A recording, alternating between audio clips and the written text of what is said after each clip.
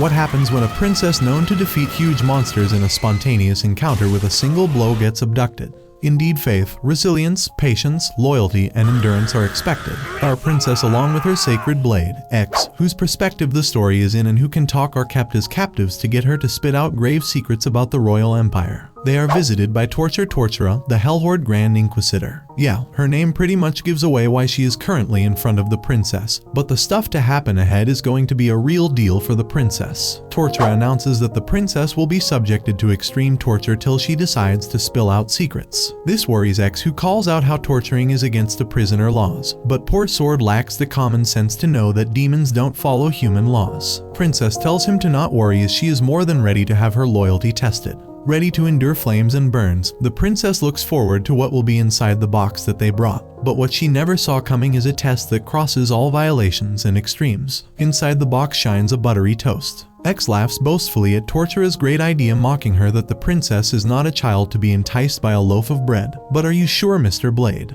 The metalhead doesn't notice that the person he has been loyal to is indeed a child currently drooling over the sight of the toast. Are you serious right now, bro?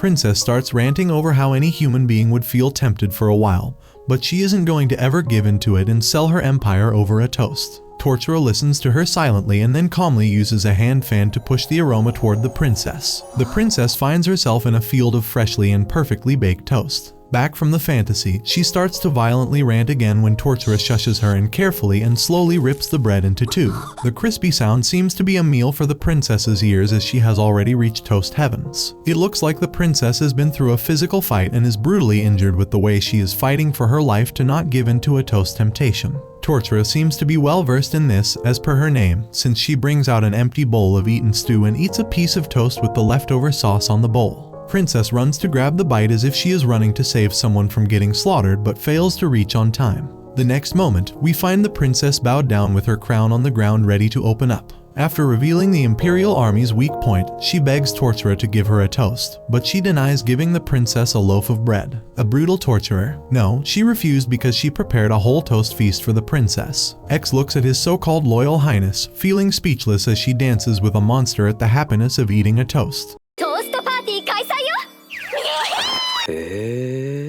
Too bad that the demon army is too feeble to win against the Imperial army even with a secret like that, which means the torture shall continue. The next night, Tortura stands in front of X and the princess with a pointy thing as they brag about how she isn't hungry enough to be bested out today. However, they both are left speechless at the sight of a takoyaki stand. X is confident that the princess won't give in to a lowly street food that she has never tried. But that's exactly the temptation. The princess becomes emotional and teary-eyed as she thinks about seeing people from her palace window as they eat takoyaki. Tortura does nothing, but simply puts one in the princess's mouth. She has once again reached heaven of the food verse as she sees the batter dance romantically and mingle with the tender octopus inside. Once again, the princess is currently having a feast after revealing the address of the ultimate weapon of the Imperial Army. What more do you want from me?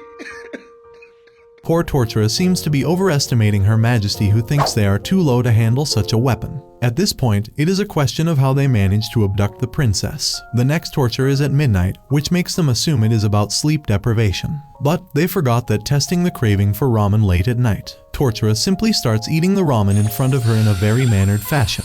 With every bite or slurp, the princess's temptation is amplified.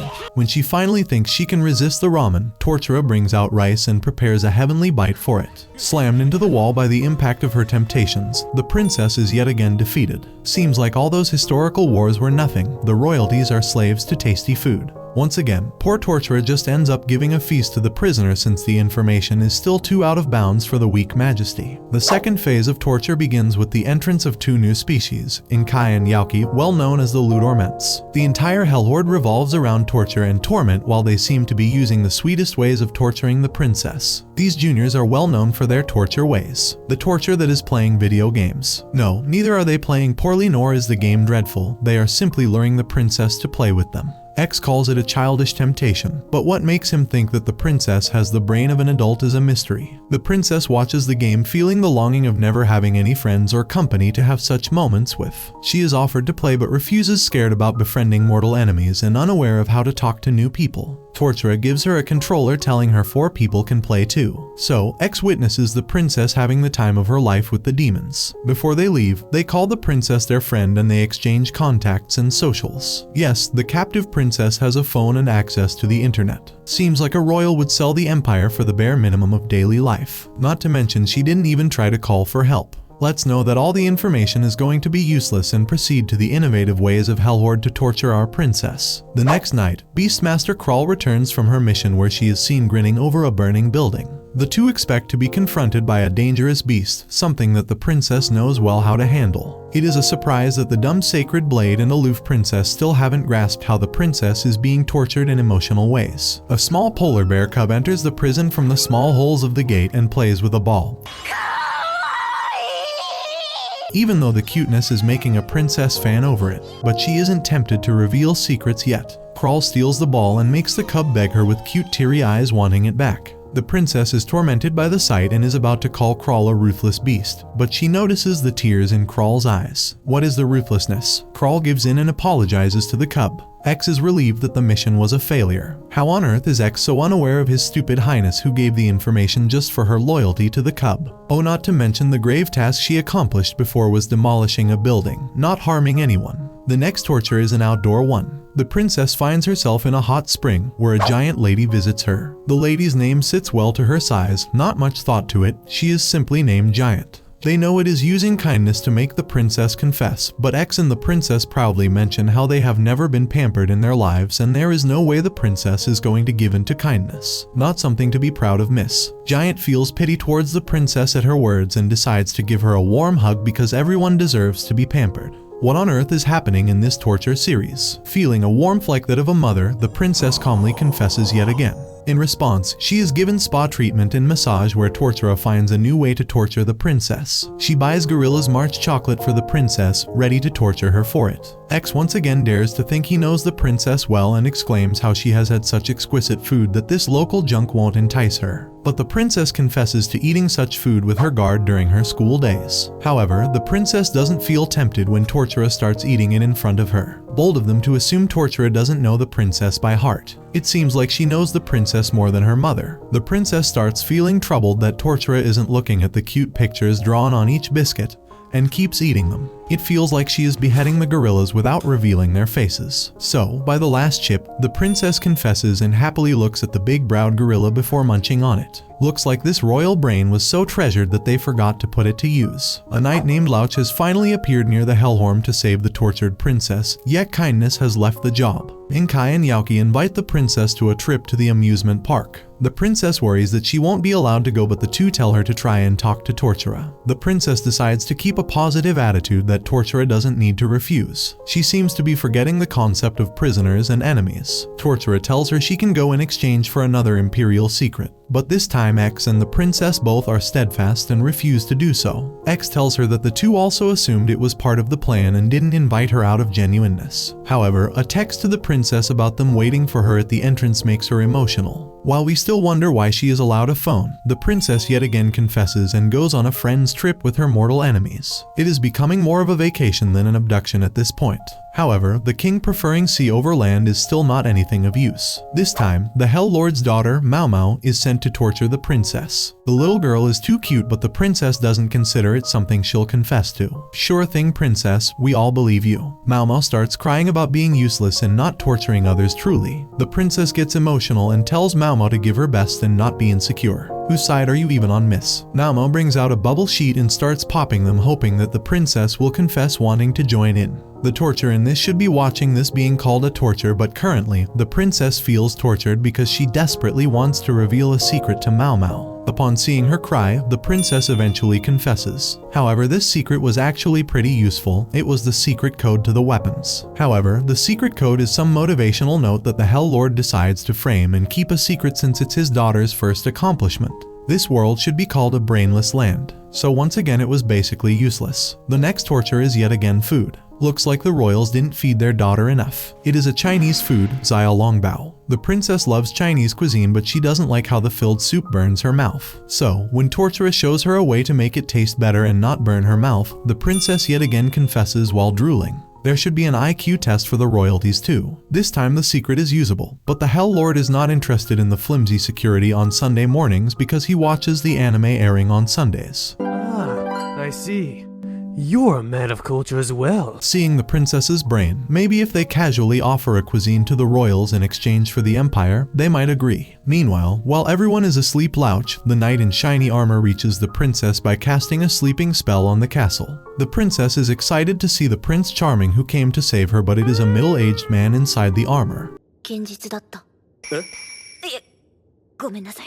Louch wants to cast the spell to teleport them back to the castle, but in order to do so, he needs the princess close to him. She acts cool, but when the grip gets stronger, the princess ends up slaughtering Louch, extending her stay in the luxurious torture. Yes, she accidentally slaughtered her only way of getting back home. Tortura is held accountable by the Hell Lord because she did not get any beneficial secrets out of the princess. This world is filled with the Lulu people, considering she got a lot of secrets, but the Demon Lord is just slow. Tortura is asked to torture the Hell Lord to see if she is suitable for the post of Grand Inquisitor. What she brings as torture is a can of beer. Hell Lord is impressed because he likes drinks, but he mentions how cheap canned beer is not something he'll be tempted by. Tortura begins showing how to pour the beer to give it an extra zing. She stretches the can as far from the glass as possible while pouring so foam fills up on the top of the glass. The process of watching the foam build up and how tempting it looks seems to be adding the taste to the beer along with its visuals. The castle starts shaking because the Hell Lord is shivering with temptation. He keeps trying to hold it back, but when Tortura mentions how the foam will disperse and the spark will be gone if not drank immediately, the Hell Lord gives in.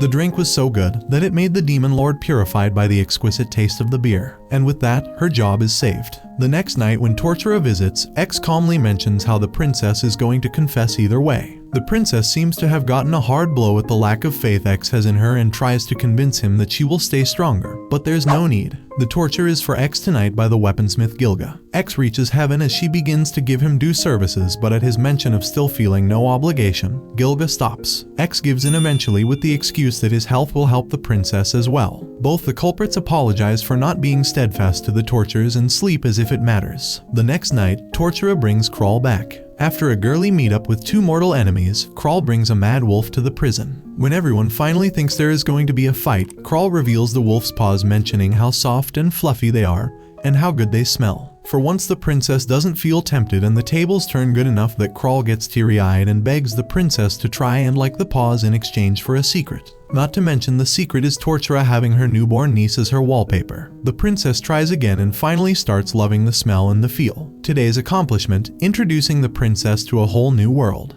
Everyone proceeds to have a paw party afterward. Oh, to be such a prisoner. Mamo takes the princess to a park to record her while playing and is tempted to join in the amusement. The princess finds her cute but isn't tempted and shares with X how the royals were never supposed to play in parks with ordinary people, so she never felt accustomed to it. X is in the middle of feeling proud for his stupid highness when the princess gets emotional about in reality wanting to always play in the parks but missing out on this kind of life. So, the moment Mao Mao invites her, she confesses. The other friends also join in and everyone has a beautiful day out with different games and activities. A vacation or torture? We'll never know. The princess had given the Royal Empire's security password for a few games, which would have been quite concerning if the Hell Horde wasn't more of a dumb horde. The Hell Lord forgot where he put the paper that had the security password written on because he was too captivated by the video of his little girl having the time of her life in the park. The princess is taken to a river for her next torture, where she confidently assumes it is about playing in the river. She keeps mentioning not giving in, but the way she talks shows how much she wants to play in the river. When Tortura mentions the torture not being about playing in the river, the princess is dejected. More than that, poor X is dejected because of the princess's attitude. Tortura tells her the torture is about roasted marshmallows. The princess isn't fond of marshmallows, but everyone knows she is satisfied easier than a 1-year-old. The moment the brown shade of roast appears on the marshmallow, her patience is broken. Thinking she is going to succeed by eating one and showing resilience, she jumps and swallows one of the marshmallows. The next moment, the princess is bouncing around in Marshmallow Land. Back to reality, X has already settled for another spill, but when Tortura offers another marshmallow for a secret, the princess offers to give 4 secrets for 4 more. Tortura seems to be a professional torturer for only taking 1 secret in exchange for as many marshmallows. After this, the princess is permitted to play in the river, but the debrief with the Hell Lord gets Tortura the tough call of getting another secret out of the princess on the same day. Tortura gets dejected at the thought of 2 tortures in one day for the poor girl, thinking her body won't be able to take it. It seems like we're missing some details here. X overhears the conversation and proceeds to narrate to the princess why Tortura looks so sad. Meanwhile, the princess wonders where X's ears are to overhear her conversation. Yeah, that's what's weird in your talking sword, princess. The princess also shudders over the thought of two tortures while X observes her, wondering what kind of straining efforts is she being put into. Not to mention the two of them worrying about how sweet Tortura is to get sad not wanting to torture the princess twice in a single day. Yeah, because that's not what her entire existence is about. Being an angel to everyone except her state, she casually slips up a secret that the king likes to wear briefs. $1 million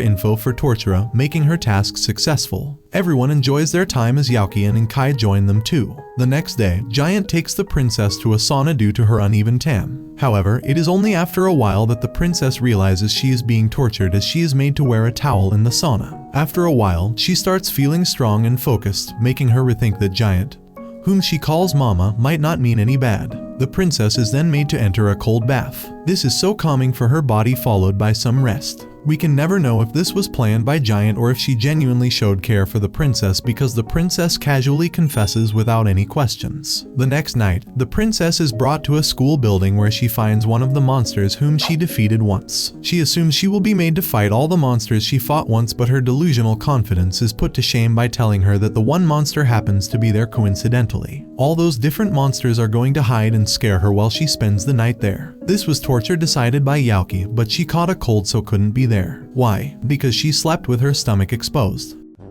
Are you kidding me? So much for dangerous demons. The princess's care for her dear monster friend sabotaged the only torture that felt close to being something real. The princess confesses before even the torture begins, just so she can visit Yaoki. The confession is about a secret passage leading to the palace. God bless this woman with a working brain. Anyways, once again everyone gathers for sweet moments in Yaoki's room. So much for tortuous times. Malmo has finally been promoted a rank up in the Hell Lord, which makes the Hell Lord beam with pride and ask for any wish she has. Malmo innocently wishes to have a piggyback and stuff and mentions how she always wanted it but didn't ask for it in terms of how he would appear as a Hell Lord. The father inside Hell Lord takes over as he happily gives a piggyback ride to Malmo around the castle. They cutely talk and wander around, after which the Hell Lord asks what other stuff she wishes for. She makes him have a tea party with her, followed by stuff like a horseback ride and all the things fathers do for daughters. Hell Lord seems to be proud of Malmo since her desires seem to be going on and on just how it should be for the daughter of a king. The two then go out in the park where they play badminton, cycle around, play other games, and finally sit beneath a tree as she blows on dandelions. Cute stuff for some ruthless beastie creatures. In the evening, the Hell Lord is about to be briefed about today's secret, but he calls it a day as he goes to put a sleeping Malmo to bed.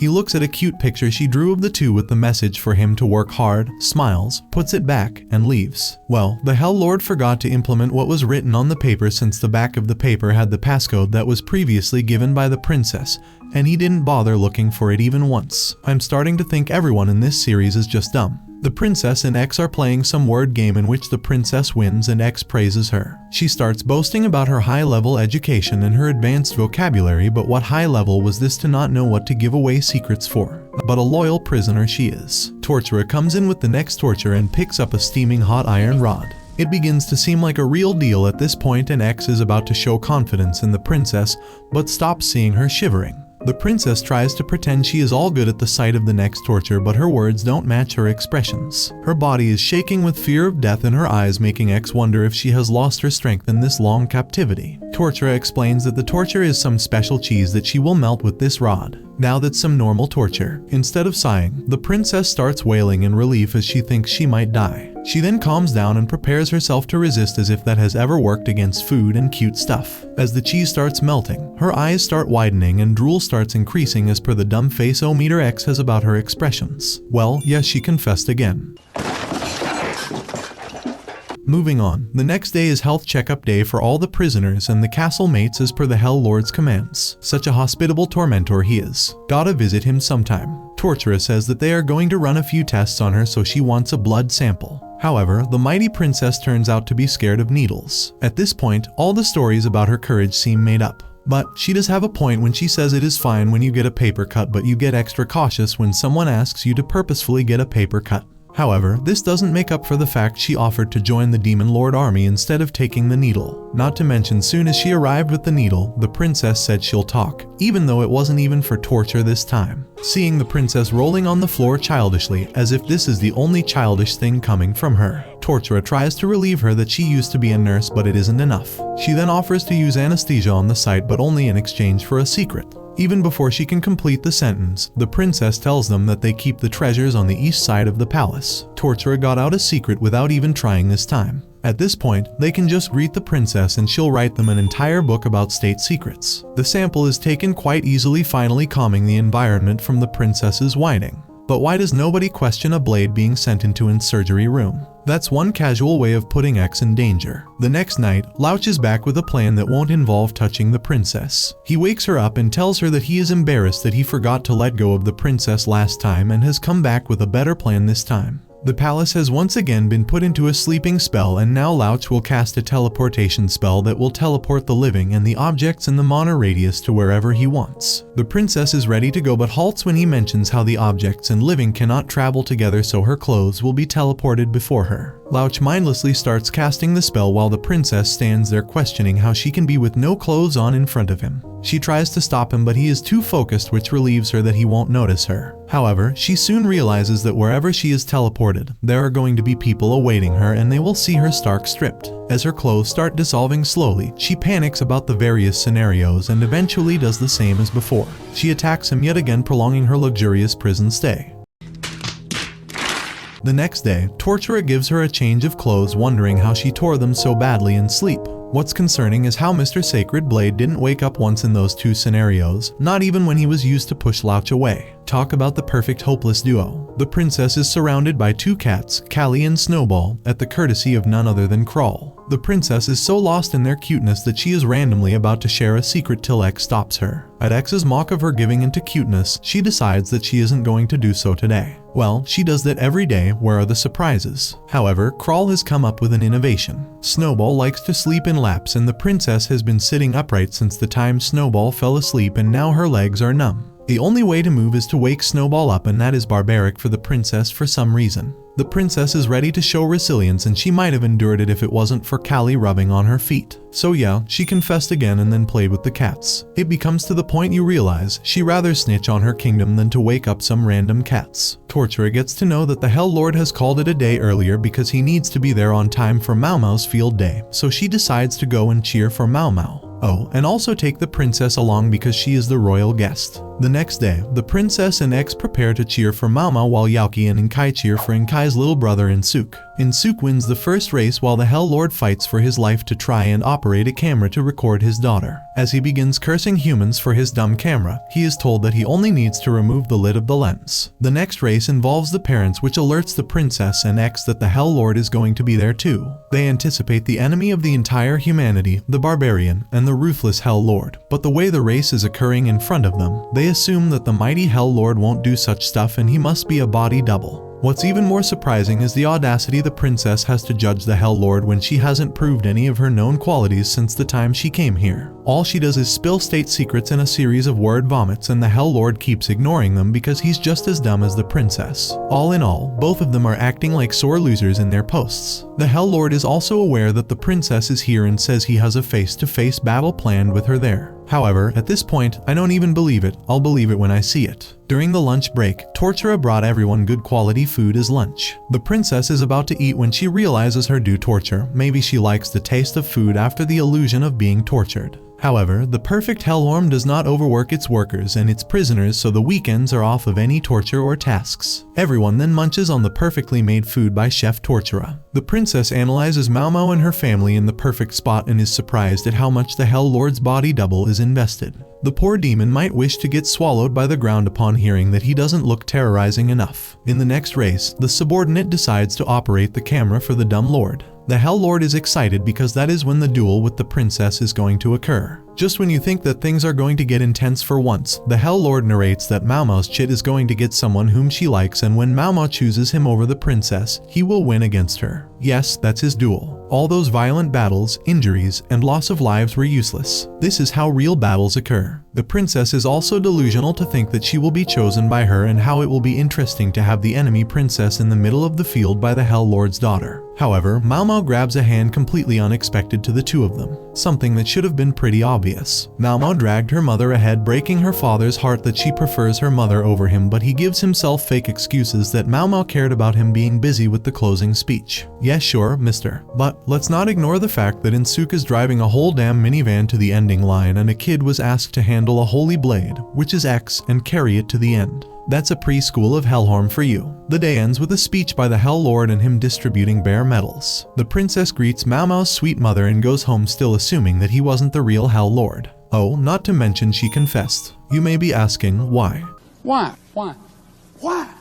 Why? Why? We don't know either. Yaoki and Inkai are seen as students for the first and probably the last time, as they think about what job they are interested in afterward. Inkai is a little anxious due to her introverted nature, but after a great thought, she decides to become a torturer. Yeah, none of us saw that coming. Yaoki is still confused when Inkai is about to ask her to become a torturer with her, since they have always been a duo. However, being a sweet demon, she stops before saying so, since she wants Yaoki to do what she actually loves and doesn't want her decision to be manipulated. Yaoki gives it some thought and decides that she will become a torturer too, because what she loves is being friends with Inkai, so she is going to be with her ahead too. Great moments of friendship were witnessed right there. The two of them appear in the promotion exams to become Hell Marshals, and what they do is torture is sing a song about not crying when you are shoved and constantly shoving each other's butts. Not gonna lie, witnessing this can indeed count as torture. However, the Hell Lord sweetly fails them, so for help, they don't go to a fellow torturer or torturer like they should have. They decide to go to a prisoner to ask her how they can pass. The princess is also more than willing to help. Why? Because they may be her enemies, but they are also her friends. 10 points for the passion, minus 100 for the logic. The princess encourages them to find out the weak points of their enemies and use them to torture them enemy. The two of them think about what to use against the Hell Lord and come up with a conclusion. Funnily, they are allowed to give promotional exams at any time by requesting the Hell Lord.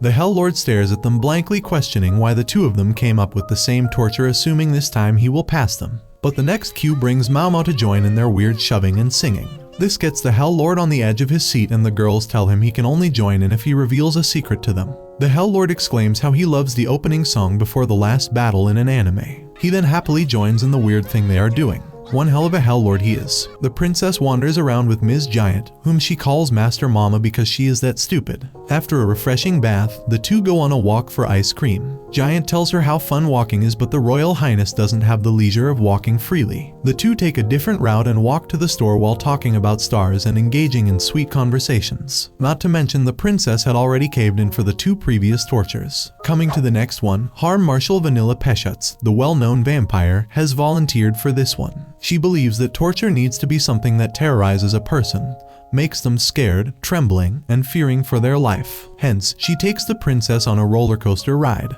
However, the princess is excited for the ride, and when Tortura asks Vanilla to tag along to get her to spill the secret mid-ride, we get to know that the torturer is going to become the tortured one. As the ride begins, Vanilla starts spilling her secret while crying for her life. Before the next fall, the princess holds her hand, making it easier for her. Coming down, Vanilla allows the princess to get any secret out of her since she lost. The kind and humble princess decides that she wants to spend the rest of the day enjoying Vanilla. It might be the first time that the princess didn't confess. However, that doesn't remove the fact that instead of getting intel on the demons, she asked about the rides. Tortura is out on a business trip, which gives the princess freedom from the day's torture, making her leisurely enjoy scrolling on her phone. It's still the fact she hasn't thought about calling for help when she has access to the internet. But you know, Tortura gets back to her hotel room and decides to have dinner. She uses all the instant foods but makes them better by cooking them in a different way or by creating some kind of fusion. She really should be on some cooking show. The next day, she enjoys a fresh breakfast in the lounge. What was the business trip?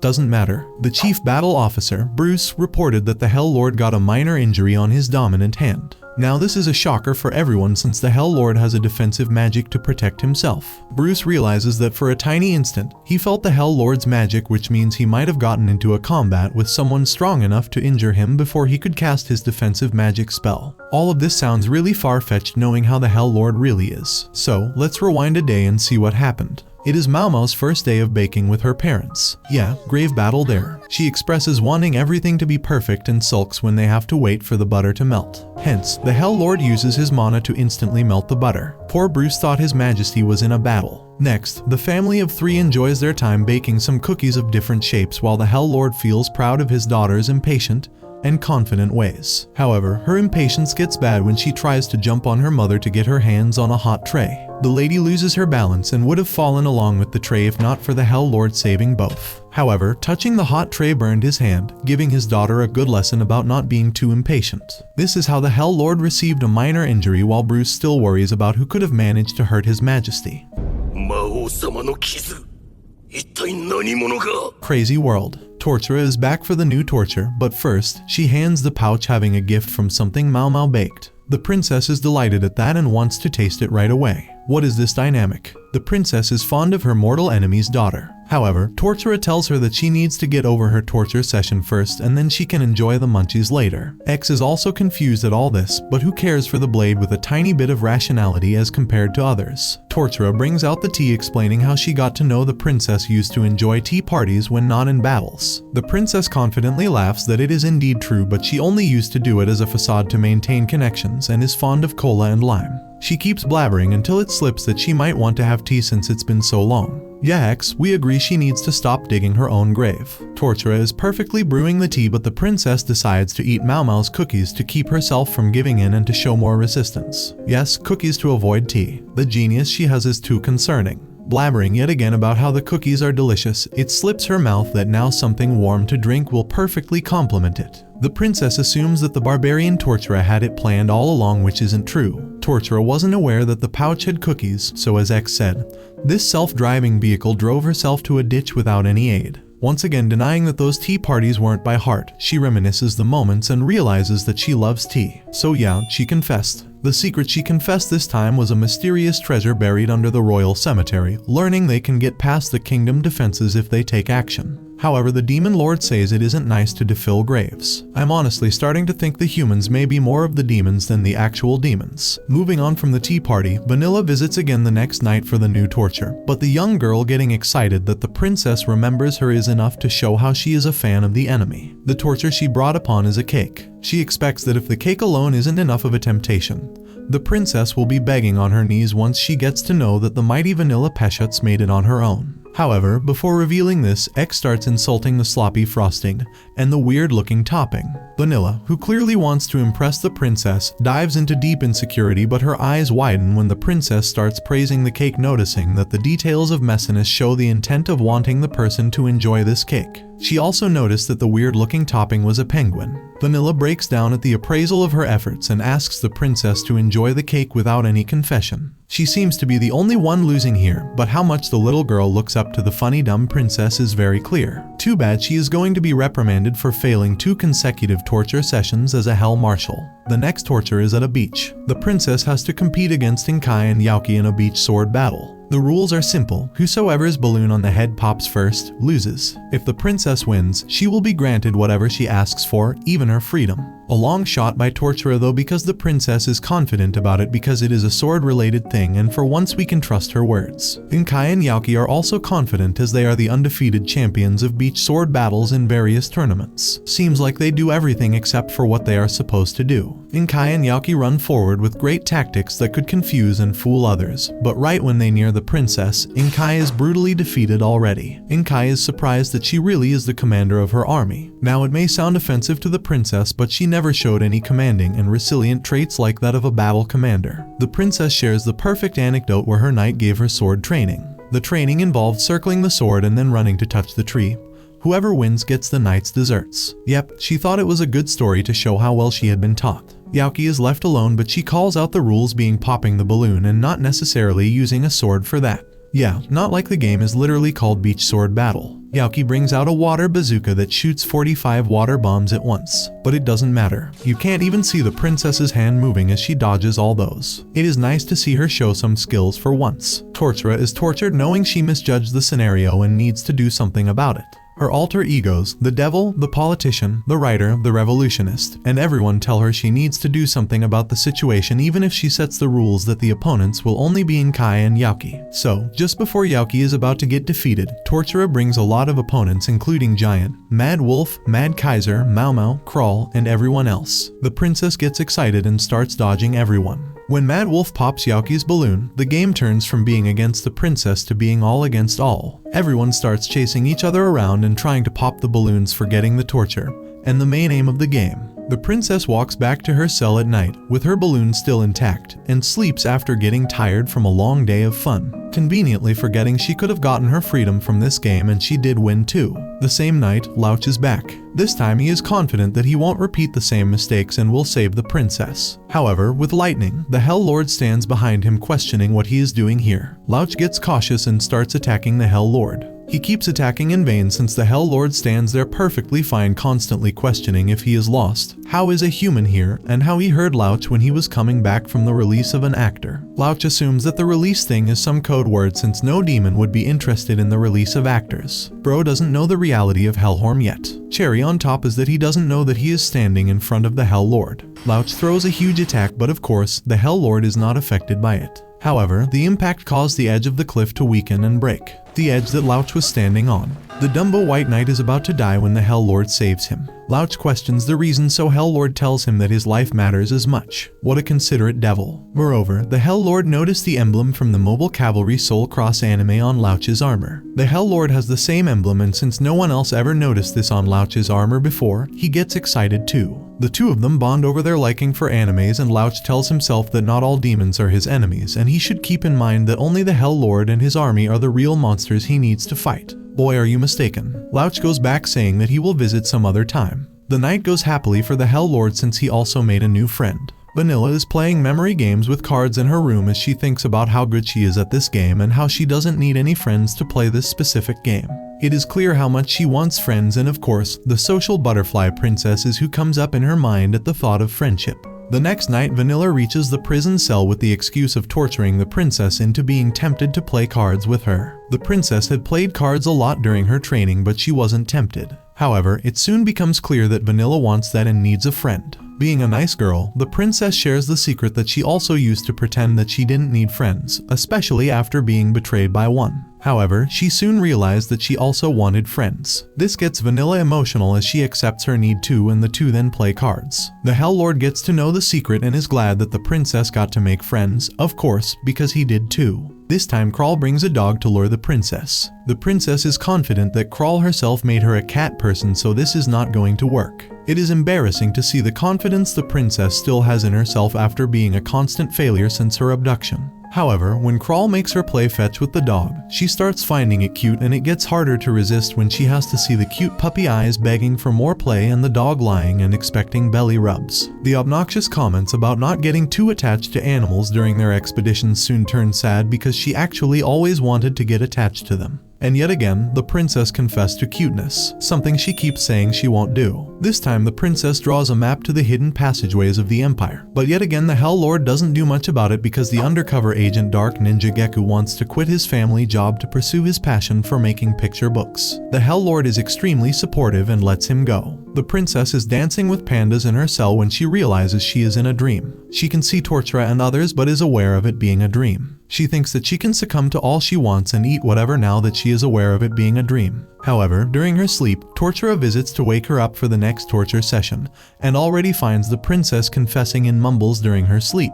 She should have weighed her sleep talking when succumbing to sleep. X is panicked and Tortura is confused, but when the princess praises X and expresses her liking for Tortura in her sleep, they both calm down and move on. Late at night, the princess wakes up and realizes there was no torture session. She confidently snarks that she won this time and went a day without confessing. I think she is the Royal Highness to the Empire of Embarrassment. That night, the researchers lost control over a spell resulting in everyone in the Hellhorn becoming a child. When Tortura visits the next day, the princess is confident that she is not losing to a child. Yeah, she never lost to Mao Mao. Tortura was allowed a day off, but she wanted to test how capable she was of torture as a kid. The princess is amazed at her passion and expresses her support by saying she will make sure to give in.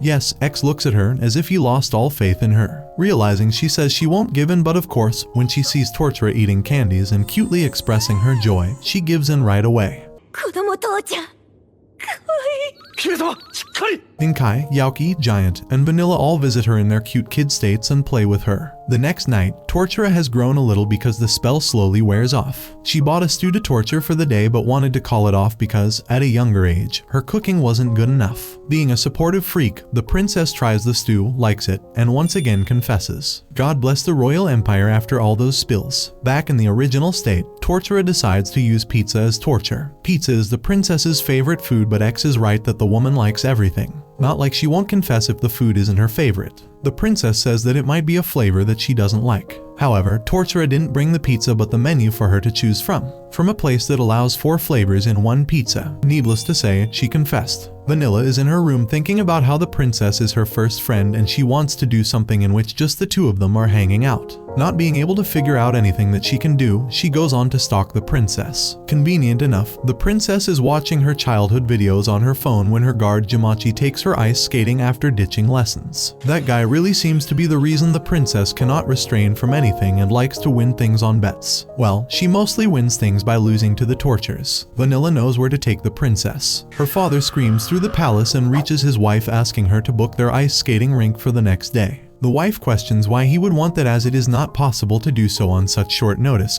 but he tells her that it is because of the words of their daughter. He tells his wife with extreme shock and pale face, of course because he is a vampire, that Vanilla wants to hang out with her first ever friend on the rink. Now if you think the father is being dramatic, think again because Vanilla's mother throws her cup away and runs maniacally to get the ice rink booked no matter how much loss they face. Vanilla chooses her best dress and reaches the rink only for the princess to assume it is a part of the torture sessions. Vanilla wants to deny it but doesn't dare to do so. She dejectedly enters the rink to tempt the princess to follow her too. However, the desperation to hang out with the princess made her forget that she didn't know how to skate. She loses her balance and regrets not being able to tell the princess that she wanted a simple hangout, and braces herself for the cold hard impact of the ice. However, the princess hurriedly gets on the rink and swiftly saves her. Talk about a heroic save. This also means that the princess has lost the bet. Vanilla starts crying but still chokes before saying that this wasn't a part of the torture. The princess for once figures something out, and just to make her feel better by telling a secret about Imperials being good at ice skating. The princess, X, and Vanilla spend the rest of the day enjoying ice skating. The next night, Tortura notices that the princess and X are not well and cancels the torture. They give her good food, as if it wasn't happening before, a futon, a TV, some meds, and a lot of rest. In fact, the Hell Lord allows her to keep the futon even after recovering. The next day, the princess and X are perfectly fine, but Tortura seems sad. There are going to be personnel transfers in Hellhorde and she doesn't know if she is going to be transferred. Upon knowing that this could be potentially the last torture session, the princess gets emotional but then tells her to bring it on since she won't give in today. Tortura brings everyone else too since they could be transferring too. Unfortunately, we never got to see what the grand torture session held. Fast forward to the next day, none of them got transferred and things are supposed to remain the same. Oh yeah, she did confess though. Now, out of nowhere in the middle of the series, the Princess, X, and the Hell Lord got reincarnated to a parallel world by a strike of lightning during a basketball match. The Hell Lord, being an anime fan, knew he needed to defeat the bad guys to go back, so when he woke up 2 hours before the princess, first was the horsemen demon minions that he slayed easily. Next was some annoying lion speaking how the demon lord's minion was only level 15, while he is level 100, but of course he got Chris breezied before he even made any moves. As he ventured forth, he came across the almighty dark agents that was level 5000 and defeated them. And as he reached the demon lord, which was level 980,000. What even are these unbalanced levels?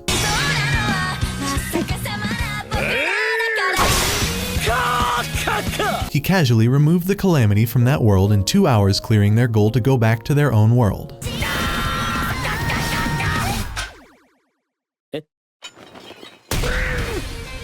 Saying that after seeing their evil ways, he couldn't let such bad people exist anymore, as if he isn't a whole demon lord himself. And yeah, the princess and X still think he is some strong body double and not the actual Hell Lord. Poor guy. As they return, they decide to continue their game of basketball where they left off, and of course, the princess confessed. Why did she confess, you may ask? At this point, we don't even know. Many moons have passed since the Imperial Army went to war with the Hell Horde. Exams, a sentient sacred blade passed down in the Royal Empire, finds himself imprisoned with his master, the princess. The next moment, Tortura enters the cell with the Dharma, threatening our princess to reveal the Royal Empire's secrets, or else they will have to subject her to full-blown torture. The sacred blade reminds them that the laws regarding prisoners of war prohibit the use of torture. However, Tortura doesn't care, as those are human laws. With a slight grin, Princess announces that she would never give in to their torture, no matter what happens. Having said that, Tortura opens the Iron Maiden, being thrilled as the torture is about to start. 10 minutes ago, an experimental spell went haywire and Princess lost her memories. Tortura grasps this as well, but it was caused by a rogue spell, and they don't know how to treat it. Scoffing, the princess believes that even though she has no memories, it feels like she has been subjected to torture on a daily basis. Still, thus far, the Hell Horde has yet to launch their attack. To her it seems that she hasn't succumbed to their torture a single time. X can't help but chuckle nervously. On the other hand, Tortura is unsure what may trigger Princess's memories coming back. The doctor said it'd be best to return to her daily routine. Therefore now they are back with her torturing routine. The sacred blade remains quiet, being aware that this isn't the princess who used to give in every single time. She is back to being the old princess, the one who has survived countless battles and achieved many great feats. X is sure that Princess might be able to resist this torture. The moment the Iron Maiden opens, the princess's eyes light up. Inside is a delicious-looking piece of toast. The princess can't help but say how yummy it looks. Witnessing this, X understands that this woman is going to give in. The realization hits the princess that she was firm about not suffering the torture. Thus, she starts explaining that she was honestly impressed by how good it looks. Nervously, she assures that she would never give in to the likes of a mere toast. To torment her more, Tortura slowly breaks the toast into 2 pieces. The toast is warm, crispy, and covered with melted butter, which is enough to make the princess's mouth water. X tries to motivate the princess, wanting her to hang in there. Gritting her teeth, Princess reminds herself that she is the commander of the Imperial 3rd Legion. Hence, she will never give in to anyone's pathetic torture. However, her jaw drops when she realizes that the torture isn't over yet. Tortura spreads honey on the toast, causing the princess to scream in frustration and agony. In that instant, the princess starts regaining her memory. Concerned, everyone calls out to her, and finally, she snaps out of whatever state she was in. After a brief pause, she announces that the moment she was about to give in, the memories all came flooding back. Which this basically proves just how useless the princess is, considering that making her confess was the reason her memories returned. Tortura is rejoicing. There is no information that could be more valuable. In other words, the princess has told her secret to them, and they are done with her. As a reward, Tortura hands her the toast, and now Damatra, the torturer, and princess enjoy the breakfast. Witnessing this, X kinda just gave up and joined them. Later on, Hell Lord's man Kanaj informs him that the princess's memories are back. With that, he reports to him that they have noticed changes to the official website for the anime he is fond of. Upon hearing it, he pulls out his phone to find out that one of his favorite anime is making another season. Because an anime Helllord likes releasing its Season 2 Tortura, with her right hand Damatra, is distributing cakes all across Hellhome. They bring the cake to the princess, who is delighted for the Helllord, but then she gets anxious, assuming that this is a torture where she must reveal the Empire's secret if she wants the cake. However, Tortura clarifies that this isn't torture, and the cake is actually to celebrate, which she just accepts, because at this point, why question food from the Demon Lord himself? After setting the table, Tortura places candles on the cake, and the princess wants to blow out the candles. Yet Tortura demands to know an imperial secret if she wishes to blow out the candles. With a smirk, she makes it clear that the cake isn't torture. The cake itself, that is. Instantly, she lights up the candles and starts singing. Panic slashes across the princess's face as she is aware that she will miss the chance to blow out the candles if she doesn't yield to the torture, before Tortura stops singing. At the same time, X motivates his master, assuring her that she needs to bear this until the song ends. He admits that it must pain her, all things come to an end, though she is mentally losing it at this point. Even so, the princess grits her teeth and keeps up with her trembling body, due to the fact that just a little longer and she will reign victorious. The song ends, and the princess is on cloud 9. She actually endured it for the first time in forever, or so she thought. She forgot that the candles don't get blown out until the song's over. There was no point in enduring it while the torturer was singing. The real battle starts here and now. At this moment, the princess's mind has gotten all loosey-goosey, and she can't resist the urge to blow out the candles. As a result, she confessed. The Hell Lord learns that the princess confessed the king is turning 50 this year. He chuckles, amused after all, the king is older than him. The princess and Hell Lord unexpectedly found themselves in another world. However, one thing led to another and they managed to return to their original world. Excited, they all decide to play some basketball. Gilga is doing the commentary and X is there as their color analyst. First they have Team Princess, with their captain, Princess, at the core. This is a team with plenty of agility, including Tortura, Crawl, Inky and Vanilla. Now for Team Hell Lord, their powerful defense made sure to keep scores low. Their team has Giant, Daydarma, Canadaise, and Mao Mao. At the standby, Lulun is cheering for Mao Mao. At the announcer's table, X wonders why they are having a basketball match. Gilga explains that basketball is big right now in Hellholm, and no one really knows the rules, so they just go by vibes. Which at this point, we're all just as confused as Mr. Blade. Stepping onto the basketball court, Yuki the referee is all ready to pass the ball, as she was on her school basketball team, making her the only one who vaguely knows the rules. Even though she might have been good at basketball, she mostly spent her time in the gym or chatting at family restaurants. Yuki tells everyone not to assume that just because someone was on the basketball team, they automatically know how to play. The match is about to start, and both teams have their players in position. Yuki jumps and hits the ball to start the game. This woman knows nothing about the game, as she called it a kickoff, when in reality it is a tip-off in basketball. Kral calls her the Super Sixth Man, who hits the ball so it never lands in front of the other team, keeping them from getting it. While the referee stays quiet about it, Kral is showing love to her baby. At the same time, Team Princess has first possession, not missing the catch. Everyone surrounds the ball. The princess is stuck in the crowd, unable to move the ball. Even her own team isn't letting her score. And some try to dribble, some try to help, but they are so clueless that they don't even realize they are blocking the person who has the ball. Not having much of a choice, the princess leaps up and tries to score. Sadly, it ends in a steal as Hell Lord blocks it and goes for the long pass. Tonnage drives to the basket by himself, and he is completely open, though he is just a sore loser since he is denied by the goalpost. Grabbing the ball, the princess instructs her team to get into square formation, and somehow the princess makes a dribbling mistake, and as if things couldn't get worse, Totorquar kicks the ball away. Immediately, Kanaj grabs the loose ball and gets ready to shoot. A classic move in basketball. He takes a small jump backward to dodge the defenders, even when this dumb guy is completely open. Yet again, he is denied by the goalpost. The fierce battle between Team Hellord and Team Princess continues, and Team Hellord takes it with a score of 6-4. Alternatively, everyone is ready to go to the family restaurant while Vanilla sits at the corner quietly. But then Giant grabs her hand and announces that they are coming too.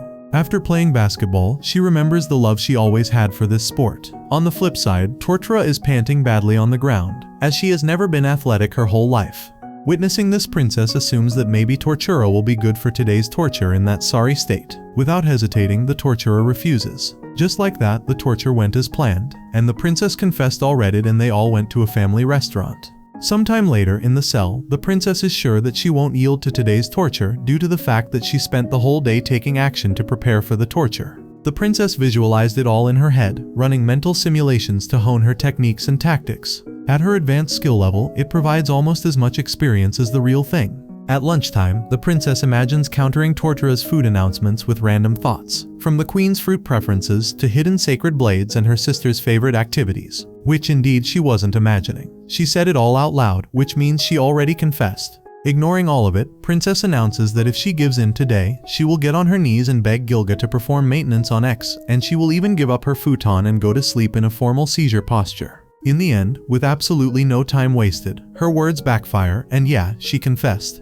While sleeping in Caesar, she had a dream about her old friend. On the other hand, at the castle, a whole new commotion has occurred. An intruder is here to eliminate the Hell Lord. Instead of rescuing the princess, the intruder wants to take out the Hell Lord, which makes Kanaj assume that their intruder hails from a different nation than the princess. The king has only told key members of his court what has befallen the princess, so he believes the intruder is here purely to take out the Hell Lord, which he said that make him sad. However, the intruder has been caught, and Tortura will soon interrogate her. Later on, Tortura enters the intruder's cell. Before she could start questioning her, the intruder clarifies that they are wasting their time, as she had given up on her life the moment she was captured. She won't succumb to their torture and offer any information, regardless of what horrors may lie in wait for her. Very slowly, Tortura opens the Iron Maiden. The moment the intruder spots food inside it, confusion spreads across her face. While Datarma is placing the ginger pork on the table, Tortura tells the girl that she'll be telling them her identity if she finds it delicious. The intruder is confused because how does its taste have anything to do with whether she talks? Tortura explains that it is no ordinary ginger pork they have prepared. The intruder assumes that it might be poisoned. though she is baffled when the torturer informs her that the food is heavily seasoned. Not understanding anything, the intruder sits down and stares at the food. The scent of the pork is literally filling her nostrils. The glistening glaze is pure torture. It looks so appetizing that the intruder doesn't hold back and ends up eating the food. With every bite, the rich sauce and pork intermingle, a flavor frenzy in her mouth. While the taste still lingers, torturer places hot piping white rice on the table as well. Without giving it any second thought, the intruder eats the rice as well like a madman, which gently envelops the frenetic flavor. Just like that, the useless intruder confessed. In the giant hall, in front of Helllord, the intruder confesses that she is Sakura Heartrock, an assassin from a small nation to the southeast. In the past, she failed one of her missions, which ruined her reputation, as her target was well trained. The plan was to befriend the target, then eliminate her when she let her guard down. However, Sakura got a little too close to her. The biggest plot twist is that her target was the princess herself. Even more surprising, the old friend the princess was dreaming about earlier was none other than Sakura. Now keeping that aside, Sakura spent a great time with the princess, which led her to hesitate at the very end, and she couldn't finish the job properly. After disgracing herself long ago, she finally received orders to kill the Helllord. Sakura knew that if she got caught, she'd be dead. Thus she asks the Helllord to make it less painful for her now that she has confessed everything. She even mentions that she enjoyed one last delicious meal. Helllord understands that this girl has resigned herself to her fate. Hence he offers her to serve in his army. These words leave Sakura dumbfounded. Sakura will receive a probationary period at first, where she learns on the job from Tortura. On the other hand, in the princess's cell, Inky and Yuki are there to torture her. Today's torture is metal puzzles. Scoffing, the princess declares that she will never surrender to a child's toy. Yet Inky is confident, as they have all sorts of metal puzzles now that are trickier than they look. If she takes apart any of the puzzles she brought today, it's the princess's win. Upon taking it in her hand, our princess tries to solve this puzzle. Conversely, X laughs like a maniac, bragging that his so-called highness has received the very best education from a young age. Hence this toy will take her no time at all. Rather than taking it apart, the princess keeps breaking it. Inko gives her another one and explains to her that she has to separate without using force. Once again, the princess breaks it, leaving Inky anxious. The princess can't do it since she accidentally puts her strength into it when she thinks that these puzzles are way too fragile. All she wanted to do was play with them. Instead, she just ruined them, which leaves her guilty. Even Inky feels down as she wanted the princess to feel how fun it is to solve these puzzles. Abruptly, Gilga enters the cell, announcing that in this case, they just need to make a puzzle that can withstand her strength. That day marked the start of Inky and Gilga's quest to make a metal puzzle. In search of a metal that could withstand the princess's mighty power, they ventured underground day after day, mining for ore. Forged with Gilga's masterful technique, the first prototype of their special princess-resistant metal puzzle was ready, but unfortunately it failed. The days passed with repeated attempts and failures. Through repeated setbacks, Inky found the strength to go on, thanks to the bond with her comrades, and at last the moment arrived. They finally made a metal puzzle that doesn't break at all. A few days later, Inky, Gilga, and Yuki are back in the cell for the torture with the metal puzzles. Curious, the princess grabs it and starts pulling the metal pieces apart, so focused that she forgets everything else. When she is unable to break it, she puts such an immense amount of energy into it, yet it doesn't break, leaving everyone stunned. Annoyed and frustrated, she starts punching it and even grabs X, unleashing the royal flash technique. Which makes us all question, if she had all this power all along, why is the slow princess even still a captive?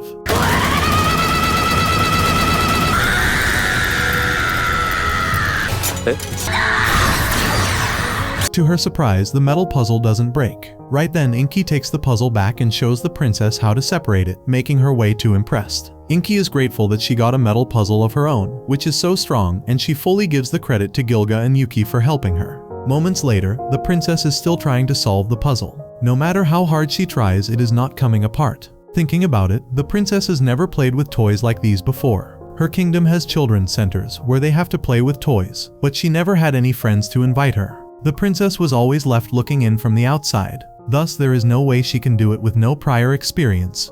Upon hearing it, everyone gets sad, as the princess had such a hard life. At the same time, she apologizes to Exa, as it looks like it is her loss for this torture. Instantly, X spills that the spare key to the armory is hidden under the 1st Legion commander's chair. Additionally, he begs Inky to give his highness a hint to solve the puzzle. Quickly, Inky explains that the key to solving a metal puzzle is observation. On closer look, she might notice a spot that is a little shorter, or one where there is less of a curve. Focusing properly, the princess is able to separate the metals. Although it may appear wholesome, it just comes to tell us that these two idiots are completely unloyal to their kingdom. The next day, Kral visits the cell for torture. She has brought bunnies with her. Kral gives her a condition. The princess will need to tell them a secret if she wants to give pets. Immediately the princess agrees. Kral's wily way with words almost tempted her to give in. Kral even pulls out carrots for the bunnies. To provoke her even more, Tortura starts feeding them. At this point, the princess is going insane, having the urge to touch and feed them.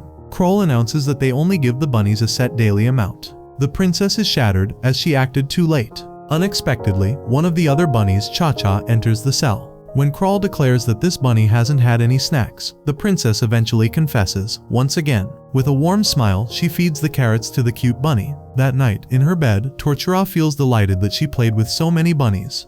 A few hours ago, in the cell when Kral was provoking the princess, Tortura had the urge to pet the bunnies too. Even though she has always kept her calm and acted professionally, this time she is unable to hold back. Fortunately, Kral asked Tortura to feed the bunny, satisfying her urge. Tortura was so giddy that day that she forgot to report the secret to the Hell Lord and went to bed. Yet that is a little unimportant compared to the smile on her face. That night, Kral explains to the Hell Lord that her bunny, Cha-Cha, has sharp ears and can tell when something is weird right. But she is very outgoing. The other one, who is named Bunko Pop, loved being petted. He hates it when people touch the bottom of his feet. At first, Hell Lord's expressions remain blank. Still, the moment he observes the bunnies' cute faces, he can't help but ask if he can pet them. The next morning, X looks very lively. The Sacred Blade admits that last night the swordplay was amazing. The princess reveals that she learned it by training under Jimokshi. Jimokshi was an amazing swordsman. He literally used to split the boulder in two with a single strike by the Royal Flash technique. Normally, this technique takes at least a month to learn. Jimochi decides to teach the princess in a week. There are two reasons for that. Firstly, he expected greater things from her as a leader of the Imperial Army, and learning to do this in 1 week should be a trivial task for her. And as for the other reason, the Royal Empire has allotted them 1 month's time. Therefore, if she masters it in a week, they can relax for the remainder. The funny thing is that the princess actually managed to master it in 5 days and then goofed off for the whole month. The next day, Excalibur sits alone in the prison. Since it's Sunday, the princess gets to have a torture-free day. Meanwhile, the princess roams around the city with Enki and Yuki. They reach the arena as an arcade game catches the princess's eye. Yuki comments on how it has lured the princess in. On the other hand, the princess assures them that the prize is too easy to win. Giving in, Yuki asks Enki to look into the machine. Enki activates her powers and X-rays the whole machine, calculating the distance of the hook from the snacks, while the princess keeps staring at the snacks with her hungry gaze. After a while, Enki concludes that the game is a waste of money with untasty snacks and suggests that the princess should go do something else. On the other hand, the princess turns towards them with a dopey look in her eyes, stating that she wanted to share the snacks with them because this is the only vending machine with large snack packets. Both of the demons give in to her generosity, making it their goal to succeed in this mission. The princess puts the coin in and starts operating the machine's hook, while Enki guides her with the position. Suddenly, she tells her to stop the hook over the snack. The three of them hover over the glass machine as the princess presses the button. The hook grabs the snack and the three of them hold their breaths. But soon enough, the snack falls down as the three of them yell out a disappointed scream. Suddenly, the princess remembers something and asks about Torture's whereabouts. Yuki informs her that she had gone for lunch with the newly hired girl. Torture and Sakura finish their bowls of soup, letting out a satisfied sigh and start moving on. Sakura asks if she regularly checks out restaurants for her torture research. The other girl proudly nods as Sakura admits that it is real education from her side. Sakura then asks who is the person she is currently torturing. Torture smiles, adding that it is confidential information, but she will tell once Sakura has done her training, and adds how her current target often wanders around with hellhounds, so she might have caught a glimpse of them before. Sakura wonders who this target could be, but letting someone be captured by Hellhorde would harm Torture's reputation. They reach another store, and Torture adds how she wanted to taste more restaurants, but she is feeling far too full after just 10 stops, and she could not enjoy eating any more than this. Sakura greedily adds that she hasn't felt this full in ages since happiness is truly evident on a full stomach. Something glints in Torture's eyes as she gets a new idea to torture the princess, realizing that taking away her food could be the best torture yet. Sakura adds that she once heard the saying that hunger is the best spice. Torture lets out a sinister smile, already thinking how to execute her new plan. The next day, the cook gnomes ask in despair if her idea is raising the odds of torturing by leaving the princess hungry. Torture stands stiffly, saying that this is her best idea yet. The gnomes point towards the hungry princess, telling Torture to look at her and how she has been waiting for her breakfast and that it is making her drool a little. They let out a sad whimper, but that did not shake Torture in any way. The wife gnome points out again, saying that the princess looked excited, but now she is looking confused, trying to find her breakfast. Torture leans in to look at the princess, looking all over her food. The husband gnome lets out a yell again, saying that the princess is looking sad and now she is in complete distress. Torture notices the evident changes in her mood as the gnomes keep yelling how the princess is looking completely dejected. Both of the cooks admit that they are powerless before Torture. Suddenly a sad growl erupts from the hungry princess's stomach, which finally moves Torture's heart as she quickly orders the gnomes to quickly cook something for the princess. The cooks happily run towards the kitchen to make something for her, while Torture thinks that she was worried about her technique going well but completely forgot about something important. The gnomes quickly brought breakfast for the princess as the smile returns on her sad face, and Torture realizes that the real reward is a smile on the target's face. The princess quickly starts digging into the feast, saying that the breakfast is yummier than usual, and Torture remembers how Sakura told her that hunger is the best spice. Kandage informs the Hell Lord about the newest confession from the princess about today's torture, and it seems that she has a sister 3 years younger than her. The Hell Lord points out how he is also 3 years younger than his older brother, and adds how he feels kinship with her now. The next day, the princess showers along with the giant in the hot spring, and points out how her shoulders have been feeling stiff these days. The giant asks if everything is okay. The princess answers that she was sure that she was in good health, since she is used to physical training. Then she realizes that it's the grueling torture eating away her body. Excalibur quietly thinks how they both have very different meanings for grueling torture. The princess remembers playing games on her screen all day. The giant suggests that maybe her eyes are strained. The princess asks if that is the case, then why are her shoulders stiff as well? The giant exclaims that tired eyes lead to sore shoulders as well, and offers to give her a head spa treatment. Now the princess lays face up in a sink, thinking that the spa sounded fancy, but the giant is only shampooing. Suddenly she starts feeling so good that she thinks she went up to heaven and came back. The giant starts to massage her head, then the princess starts to feel ticklish all over her body and exclaims that the water is neither hot nor cold, it's almost pleasant. The giant then applies pressure on her pressure points that will relieve her, and the princess keeps making the comfy face. Excalibur keeps exclaiming to the princess to not make the comfy face that much, before it's too late, but the giant had other plans. The giant gives a massage for stiff necks and sore shoulders that makes the princess make the comfy face, and the meter hits. Excalibur screams to not give her this much comfort. At one point the princess feels too relaxed and starts to feel her blood pressure flowing. She suddenly gets up and exclaims that she is now ready to fight the Hell Lord, and there is no way she will give in for today's torture. Excalibur also adds that for a second it was worried, but now the Hell Horde doesn't stand a chance. When Yo-chan and I-chan are passing by, they see the princess. I-chan says excitedly that the princess looks more energetic than usual.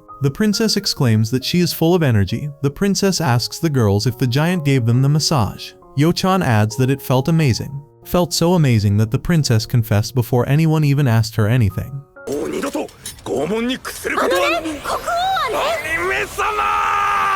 When Kandage claims to the Hell Horde that their prince didn't like the Sancho pepper, the Hell Horde starts laughing, saying that he likes its delectable flavor. In fact, he loves it so much that he adds a lot of it and then starts to laugh again. When Kandage worriedly asks what he does when he overdoes it, the Hell Horde replies that he just grins and bears it as it is. Meanwhile, inside the torture cell, Mao Mao arrives to torture the princess. When Excalibur asks the princess why she is so excited about torture, Excalibur realizes that the princess's old enthusiasm is back, and she won't fold easily this time. When Mao Mao comes out from the bag with a new torture snack and exclaims that she really loves it, she raises her hand with a cookie box in it. She adds that it's a cream sandwich cookie. The princess adds that she's happy about the snack. Mao Mao gets excited and says there will be a special way to eat these cookies. She shows her the method on how to eat the cookies. First, to remove the biscuit layer and add the other cream filling and make it a special double cream cookie. But in her mind, the princess was defeated brutally. The princess never expected such hard-hitting torture from Mao Mao, as her usual tortures are cute, lacking bite like always. She was completely caught off guard by Mao Mao. Her legs were shivering as she was about to be completely defeated by the torture. Excalibur exclaims in worry that she has taken so much damage, but she can't give up now. But suddenly, the princess hears something like a waterfall flowing. When Mao Mao says milk always goes well with cookies, and in a second the princess is attacked again by Mao Mao, as hard as the roar of a dragon. Excalibur worriedly cries out how the princess has yet again taken the damage. Perfect torture unleashed by Mao Mao-chan. Was it the growth-bearing fruit, or she liked the snack? Both seem like coincidence. However, this leads the princess to surrender to this unbearable torture. Upon total surrender, the princess manages to say these words only. She looks sad in the eyes as she goes to hold Mao Mao's small hands. Tears dripping from her eyes, she exclaims and thanks Mao Mao for being born in this world. The Hell Horde drops a tear from his eye as he couldn't believe how fast they grow up. The next morning, her alarm rings as she is fast asleep. She turns off the alarm and is still asleep. Excalibur orders her to get up as it's time for her to wake up as usual, but instead she holds Excalibur and touches it so it will stop. Excalibur, upon seeing this, adds that he is not an alarm and can't go off because she stayed up all night playing video games with Yuki and Enki. Still at the back, Excalibur keeps reminding her to sleep in time. At 7:45 she puts her bedding away and brushes her teeth, but today she hasn't left her bed at 8 pose. It's time for her daily exercise, but today she is still on her bed. The truth is, she never does any of this. She says in her mind to do it, but still can't get herself to do it. At 8:15 it's time for her breakfast. This time she really wakes up, as she always wakes up for breakfast. The gnomes bring her breakfast every day. She continues to put her bedding away, cleans her face, brushes her teeth and gets ready to enjoy breakfast. She says the prayer and digs into the food, as it happens on a daily basis. With a sly face, Kral announces to the princess that it's time for some torture, and the object they have today is a hamster. The princess seems surprised by it and angrily tells X how this isn't right. However, X claims that he loves hamsters. After snapping at him for not getting the real deal, she admits to also having a liking for hamsters, particularly for their cute faces and plump bodies, but especially because of their tiny size. Imagining how adorable and fragile they are, she shows concern for the hamsters facing a lion. Ignoring Princess's concerns, Kral takes out Hamungus, the hell-beat hamster, which turns out to be twice as big as Kral. When the princess keeps staring at the hamster after being struck by utter surprise, Kral complains about her lukewarm reception of Hamungus, who is apparently a hellbeast hamster and a star in the demon world. Not only that, but even His Majesty is also Hamungus's fan. But the princess can't shake herself out of the intimidating appearance of him. She mentions how huge his eyes are now that he's so big, whereas X straightforwardly calls him scary. Such comments hurt the hamster, so when he complains about it they are amused once more to know that he can talk, having Kral reveal that hellbeast hamsters can do that.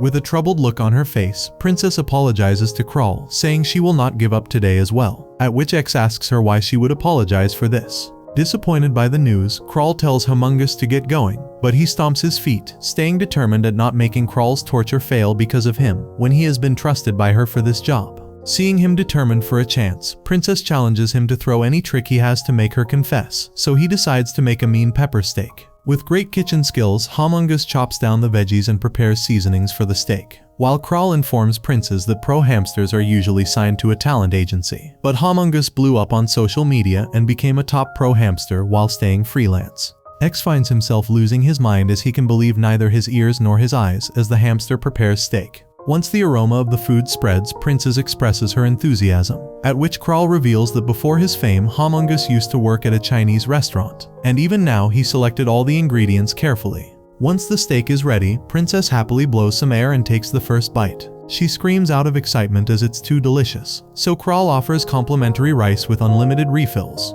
Meanwhile, X looks at them with jealousy, thinking how it's so much just for a hamster. Later, when Kanaj informs the Hell Lord about Hamungus being there for the torture for the day, the Hell Lord angrily wishes he was there. Since Kanaj had expected him to wish for that, he presents both Hamungus and Kral in front of the Hell Lord. As told by Kral, the Hell Lord actually turns out to be Hamungus's fan and gets a picture clicked with him.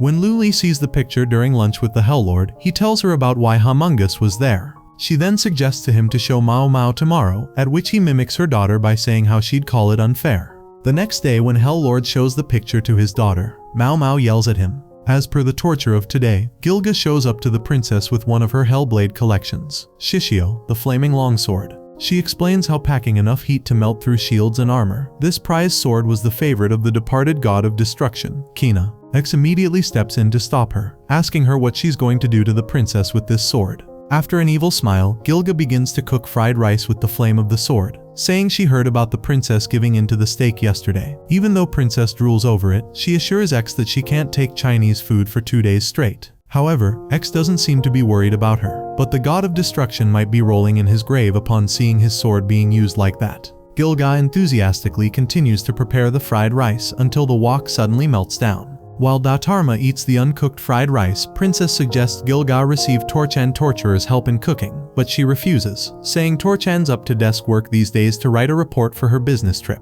Nonetheless, X mentions that Princess is the winner of today's torture, but Gilga begs Princess to hold the Hellblade and keep the temperature under control so that the fried rice can be made.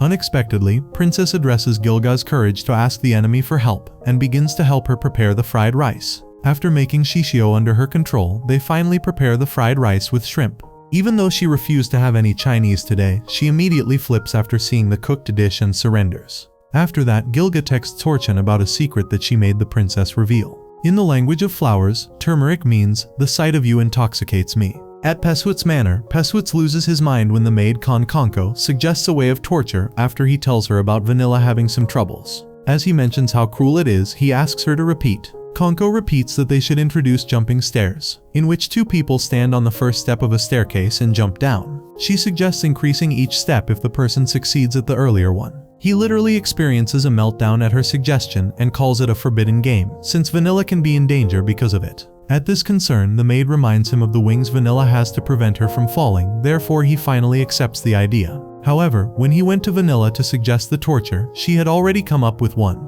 Proud of being the daughter of the House of Pesutz, Vanilla reveals the torture of the new day to the princess. With a scary look on her face, she tells the princess how she has even prepared a cute gift bag for it and slept next to it to admire its sheer perfection. With that said, she reaches for the gift bag, only to realize that she has forgotten it next to her pillow. Thinking about how much effort she put into preparing it, Vanilla rushes towards home. Meanwhile, Gilga makes the princess carry herself on the princess's back to look for Vanilla. When they see her wiping her tears and continuing to run to get back to the torture, Gilga and the princess decide to return and wait for Vanilla to get back. Once Vanilla has carried the torture from home, she reveals it in an evil manner, only for it to be packed in a very pretty gift bag, which melts both of their hearts. The princess happily opens the gift bag and takes out the cute pink teddy bear. Shyly, Vanilla reveals that it's hand-stitched by her, at which the princess claims that surrendering isn't enough for this and thanks Vanilla deeply. Later at night, Carnage reports to the Hell-Lord about how Vanilla successfully made the princess yield, at which the Hell-Lord states that he had expected exactly that from the daughter of Alioto. As for the information she obtained from the princess, she revealed that the princess's little sister sleeps with a stuffed animal every night, and somehow the Hell-Lord approves it.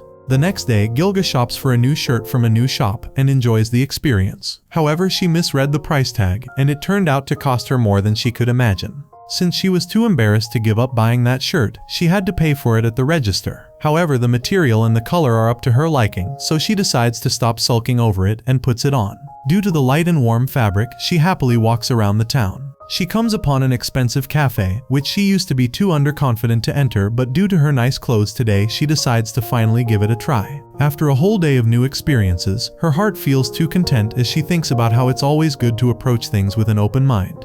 Given that, she decides to buy the clothes she likes best from now on regardless of the price, and to take good care of them. Tortura is back in the cell with Japanese rice pilaf to torture the princess. Knowing this, the princess wants to know what kind of pilaf rice it is. Is it the classic 5-ingredient Japanese pilaf, a salmon and mushroom pilaf, or maybe a baby sardine and seaweed pilaf? Without answering her, Tortura opens the pot. However, all the amusement in the princess's eyes disappears when they all realize that Tortura forgot to turn on the rice cooker and the food is uncooked. Tortura is embarrassed. She never expected to make such a basic mistake. Thus, she quickly apologizes to the princess. Though our princess is the kindest person out there, considering that she assures Tortura that it is all right and tells her to feel free to use one of her cell sockets to cook it. Tortura isn't sure about this since if she starts the electric cooker right now, it will take at least 50 minutes for the food to be cooked. The princess doesn't mind it, as they can spend their time waiting having a nice one-on-one chat. X literally finds it a torturous wait. While waiting, the princess explains to Tortura that the other day Inky, Yuki, and she were playing a fighting game. At first it was Yuki and the princess teaching Inky, but before they knew it, Inky was better than both of them. When Tortura calls her a good teacher, the princess agrees with her. After all, she is a Legion commander. Part of her job as commander was teaching new recruits. She didn't get many other chances to interact with people, so she had a lot of fun training them. She'd also befriend the few girls she met who were her age. They used to have tea parties together. Tortura finds it lovely, and this is when she mentions that a new recruit has joined them recently, and it won't be for some time, but that recruit will be torturing her too. The princess is looking forward to it. Additionally, she feels great as Tortura, and she never really had a nice long talk like this before. Though this was a good opportunity, as the food is being prepared and they are gossiping at the same time. After a while, the hot piping food is ready. This time, the princess doesn't resist at all, and surrenders quietly since the food is way too tempting. Later on that night, after putting her phone on charge, the princess lies down feeling grateful that she got to talk to Tortura for such a long time, and even got to remember about the past because of that. She recalls that she used to keep a diary before she came here. Our princess is pretty sure she wrote in it the day she was captured. Just then, X senses tension spreading across His Highness's face. She is scared. Did she put her diary away or not? She hopes she put it back in the drawer and locked it up. However, she is not sure at all. Stressed, the princess abruptly sits up, leaving X worried for her. The princess remembers writing in it but not putting it away. This is so confusing as she can't figure out whether she left it out on her desk or somewhere else. This means anyone could read it if they entered her room. Knowing that she can't let it happen, the princess decides to do something about it. The next day, Tortura comes for the torture, but even before the torture could start, the princess confessed that she yielded. X is confused. Tortura hasn't brought anything out yet. She states that they need to go to the castle's west tower on the 4th floor. The room at the very end is the weak point, so it should be burned down. Clearly, she wants her room destroyed. Our Bladehead interrupts, suggesting she follow the proper surrender etiquette. Tortura can sense that there is some particular reason because of which the princess is surrendering, so she asks her about it. Not having much of a choice, the princess explains the whole scenario to them. Our princess is willing to do anything in order to be safe from the humiliation, even though she isn't sure if the diary was out in the room or in the drawer. Whatever the case is, she cannot get the idea out of her head that someone might read it. Thus, she wants Tortura to burn the castle down. Tortura doesn't find this option practical, so she assures the worried princess that she can see if Our Highness is allowed to temporarily return. Still, the princess is trying to remember what she did with the diary. In that instant, Tortura asks if by diary she means a book with the Royal Empire's emblem on it. It was in her possessions. Just then, the princess recalls she put it in her bag since they were setting out on a long expedition, and then she was captured, which means it is in Hellhorde's custody now. After getting to know this, our princess is relaxed, because if that were not the case, this woman would pass out foaming at the mouth. Right away, a smirk appears on Tortura's face, as she admits that when she first read it, she thought it was a poetry collection since it was so romantic. The princess is taken aback. She is literally speechless at this point, as if she saw a ghost. Seeing her expression, Tortura panics and tries to clarify that she had to go through all of her belongings with their intelligence unit. Without any warning, the princess starts shaking. It looks like she is possessed or having a seizure. Instantly, she collapses on the ground. The torture was called off, so Kanaj brings the unused ankake sauce over fried rice for the Hell Lord. After having a bite, the Hell Lord pities the princess, as she didn't get the chance to have it. This meal is heavenly tasty. At Inky's place, she is busy picking out a movie, considering that it is her duty today to torture the princess and stop the movie when the plot gets interesting. Luki suggests she goes with her own favorite movie. Though Inky is scared, she can't bear it if someone rejects her liking, thus she doesn't want to pick her favorite movie. However, Yuki believes that it is an amazing feeling when someone loves the things you do, and besides, the princess is a movie buff, so she should give it a try. That day, Inky arrives at the cell nervously, and as they watch the movie, she is pretty anxious. By the end of the movie, the princess squeals as the movie was so good. She can't stop talking about the plot and the particular scenes, thus they decide to rewatch it. Later on, Yuki gets to know about all of this, and she is glad that things went positively. Just then, Tortura runs into them, asking Inku about today's torture. Judging by her expressions, she understood that it was so much fun that she forgot to ask.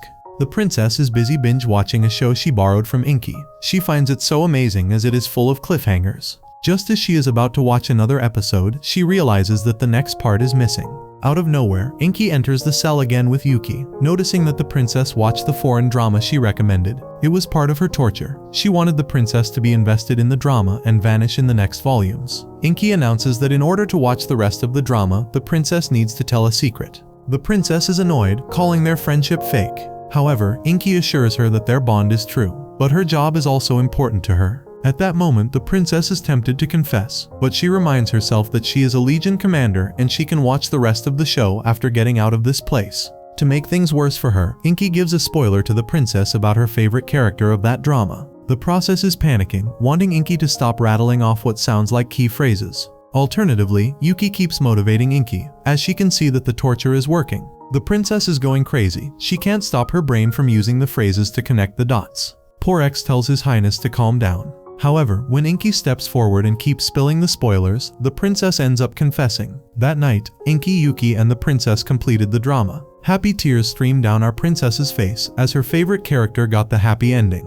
On the flip side, Kanej hands Hell Lord a horror movie, suggesting he watch it. This softie by heart literally decides to take a bath first, as he will be too scared to shower after watching the creepy stuff. In contrast, Sakura went outside with Tortura to get some torture devices. Now she is helping her to make pancakes. Sakura has no idea how to make these, so Tortura keeps guiding her, and they turn out scrumptious for the Tortura. When Tortura takes them to the princess's cell, at first she acts all tough, but the moment she notices the details of the pancakes, she can't resist and confesses as usual. Tortura informs Sakura that the pancakes she made were devoured by the torture target immediately, as TB were so tasty. These words make Sakura rejoice.